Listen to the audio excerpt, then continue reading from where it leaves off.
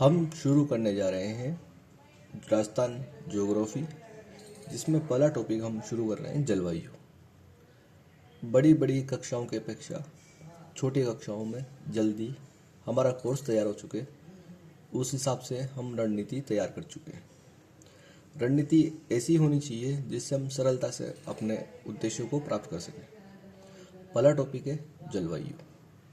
ज़्यादा टाइम न लेते हुए बहुत छोटी कक्षा में हम इसको पूरा करते हैं। सबसे पहले जलवायु में हम लेंगे मौसम।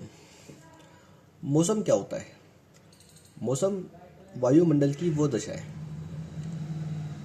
तापमान, वर्षा, बादल, तूफान, आर्द्रता, शुष्कता, जिसमें किसी भी समय, किसी भी घंटे या किसी भी दिन परिवर्तन हो जाए उसे मौसम कहते हैं। इसकी एक लंबी अवधि नहीं होती, मतलब किसी भी घंटे या किसी भी दिन में परिवर्तन हो जाए उसे मौसम कहते हैं। इसके बाद हमारा दूसरा टॉपिक आता है मानसून। मौसम के अंदर मानसून। मानसून शब्द की उत्पत्ति अरबी भाषा के मौसम शब्द से हुई, जिसका अर्थ था वायु की दिशा से लिया गया है। मानसून के बारे में बताने वाले प्रथम व्यक्ति हिमपोलस थे। ये इंपॉर्टेंट नाम है हिमपोलस, जिसने मानसून के बारे में बताया। और पहला क्वेश्चन यही से बनता है, मानसून की उत्पत्ति कहाँ से हुई, मानसून के बारे में किसने बताया। सेकंड, और भारतीय मानसून के बारे में बताने वाला प्रथम व्यक्ति अल मसूदी था। क्वेश्चन दो तरीके से बनेंगे, मानसून के बारे में किसने बताया और भारतीय मानसून के बारे में किसने बताया। जब मानसून के लिए बात होगी तो उसके लिए हिमपोलस का नाम आएगा, और भारतीय मानसून की जब भी बात होगी अल मसूदी का नाम वो आपको लगाना है। 6 महीने हवाएं जल से स्थल की ओर चलती है और 6 महीने हवाएं स्थल से जल की ओर चलती है। उसके बाद हम शुरू करेंगे जलवायु। वायुमंडल की वो दशा है जिसमें लंबे समय बाद 30 वर्ष लगभग कुछ क्षणिक परिवर्तन देखे जाएं, उसे जलवायु कहते हैं। जैसे जलवायु सर्दी, गर्मी, मौसम आता है, लेकिन वो लंबे समय तक बना रहता है, पर उसमें कोई परिवर्तन हो जाए, जैसे बारिश का महीना जुलाई से अगस्त तक होते हैं, तो इसमें कोई आगे पीछे क्षणिक परिवर्तन हो, तो लंबे समय तक जो स्थिति बनी रहती है उसे ही जलवायु कहा जाता है। वायु हवा जो गैसों का मिश्रण है।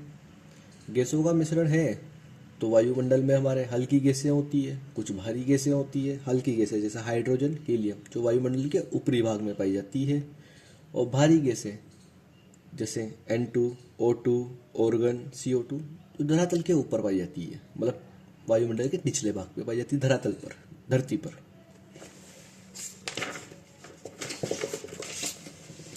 इसका एक, जब भी ताप बढ़ेगा तो हवा का दाब घटेगा। ताप बढ़ने पे दाब घटता है, हवा जो दबाव लगाती है, और ताप घटने पे दाब बढ़ता है। ग्रीष्म काल में चलने वाली हवाओं को भी अलग अलग राजस्थान में नाम दिए गए हैं। अगर राजस्थान में गर्म ग्रीष्म काल में जो शुष्क लू चले, बिल्कुल सूखी हवाएं, गर्म हवाएं जो चले, जिसमें जल की मात्रा बिल्कुल कम हो, सूखी हो, शुष्क हो, उसे लू कहा गया है। और जिनमें थोड़ी वाष्प रहे उसे झाला कहते हैं। यहाँ से सवाल पूछ सकते हैं, अधिक गर्म हवाओं को तवा कहा जाता है, और तेज गति से चलने वाली राजस्थान में हवाओं को अड़ाऊ कहा जाता है। ये क्वेश्चन आ सकता है, इनसे क्वेश्चन आ चुके हैं पहले भी। राजस्थान में चलने वाली शुष्क हवाओं को क्या कहा जाता है, कि उनको लू कहा जाता है। ये एक इम्पोर्टेंट क्वेश्चन बनता है यहाँ से। राजस्थान में तेज गति से चलने वाली हवाओं को अड़ाऊ कहा जाता है। शीतकाल में चलने वाली हवाओं को भी हम कहते हैं, शीतकाल में मंद गति से चलने वाली हवाओं को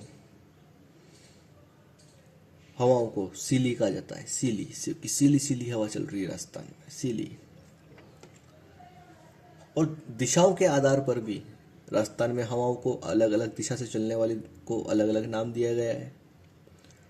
जैसे आप इसमें देख रहे हैं, पूरब से चलने वाली हवा जिसे पूर्वाई नाम दिया गया है। दक्षिण पूर्व से चलने वाली हवा को चील नाम दिया गया है।